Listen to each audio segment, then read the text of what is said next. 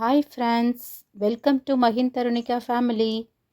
இன்றைக்கி எங்கள் வீட்டில் என்னென்னு பார்த்தீங்கன்னா, உருளைக்கிழங்கு பூரி மசாலா எப்படி செய்கிறதுன்னு வாங்க பார்க்கலாம். கடாயில் கொஞ்சம் 2 ஸ்பூன் எண்ணெய் ஊற்றிக்கிட்டு, அதுக்கப்புறம் கடுகு உளுத்தம் பருப்பு சேர்த்துட்டு, 1 ஸ்பூன் அளவுக்கு சோம்பு இடித்து சேர்த்துக்கிட்டேங்க. அதுக்கப்புறம் பார்த்திங்கன்னா ஒரு அரை இன்ச் அளவுக்கு இஞ்சி தட்டி சேர்த்துக்கிட்டேன். அதுக்கப்புறம் கருவேப்பிலை சேர்த்துக்கிட்டு, வெங்காயம் ஒரு 2 வெங்காயம் அளவுக்கு நான் கட் பண்ணி வச்சுருந்தேன். இதுக்கு வெங்காயம் தான் ஜாஸ்தி போடணும். நல்லா வெங்காயம் போட்டு நல்லா வதங்கினதுக்கப்புறம் தக்காளி ஒரு தக்காளி அளவுக்கு நான் இதில் சேர்த்துக்கிட்டேங்க.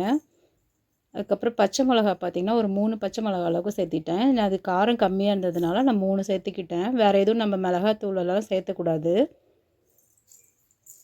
நல்லா வெங்காயம்லாம் வதங்கி வந்ததுக்கப்புறம் நான் வேக வச்சு மசிச்சு வச்சுருக்கேன் உருளைக்கிழங்கு, அதையும் நல்லா இதில் சேர்த்துக்கிட்டேன்.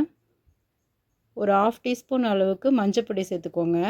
அதுக்கப்புறம் பார்த்திங்கன்னா ஒரு 3 ஸ்பூன் அளவுக்கு பொட்டுக்கடலை எடுத்து நல்லா பவுட்ரு பண்ணி வச்சுருந்தேன். அதையும் தண்ணி ஊற்றி கரைசி இதில் சேர்த்திக்கிறேன். கடலை மாவு போடுறத விட இந்த மாதிரி பொட்டுக்கடலை மாவை அரைச்சி நீங்களே போட்டு பாருங்கள், டேஸ்ட்டு ரொம்ப சூப்பராக இருக்குங்க. கடலை மாவு சேர்த்துறத விடவே பொட்டுக்கடலை டேஸ்ட்டு நல்லாயிருக்கும். அதுக்கப்புறம் பார்த்திங்கன்னா நான் ஒரு சொம்பு அளவுக்கு தண்ணி ஊற்றிக்கிட்டேங்க. நல்லா கலந்து விட்டு நல்லா பச்சை வாசம் போகிற அளவுக்கு கொதிக்க விட்டுறணும். நல்லா கொதிச்சோன்னு பார்த்திங்கன்னா இந்த மாதிரி நல்லா கெட்டியாக வந்துடுங்க. அதுக்கப்புறம் பார்த்திங்கன்னா உப்பு நான் டேஸ்ட்டு பார்த்தேன், கம்மியாக இருந்துச்சு, நான் உப்பு சேர்த்துக்கிட்டேன். அதுக்கப்புறம் பூரிக்கிழங்கு மசாலா ரெடி. அது ஒரு பக்கம் எடுத்து வச்சுட்டு கடாயில் எண்ணெய் காஞ்சிட்ருக்குதுங்க. எண்ணெய் காஞ்ச உடனே நான் இந்த மாதிரி பூரி உருட்டி போட்டு எடுத்துட்டேங்க.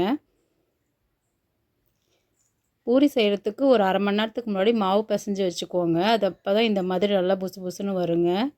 குழந்தைங்களும் விரும்பி சாப்பிடுவாங்க இந்த மாதிரி செஞ்சு கொடுத்தீங்கன்னா. நான் எல்லா பூரியும் செஞ்சு முடிச்சுட்டு உங்களுக்கு காட்டுறேங்க. இன்றைக்கி பார்த்திங்கன்னா எங்கள் வீட்டில் இதை மாதிரி தான் நைட்டு இன்றைக்கி செஞ்சு சாப்பிட்டோம். நீங்களும் இதே மாதிரி சாப்பிடுங்க, செஞ்சு நல்லா டேஸ்ட்டாக இருக்கும். என் குழந்தைங்க ரொம்ப விரும்பி சாப்பிடுவாங்க இந்த மாதிரி பூரி நல்லா உப்பி வந்துச்சுன்னா.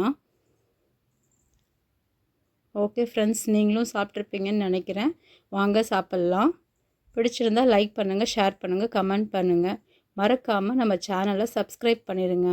தேங்க்ஸ் ஃபார் வாட்சிங்.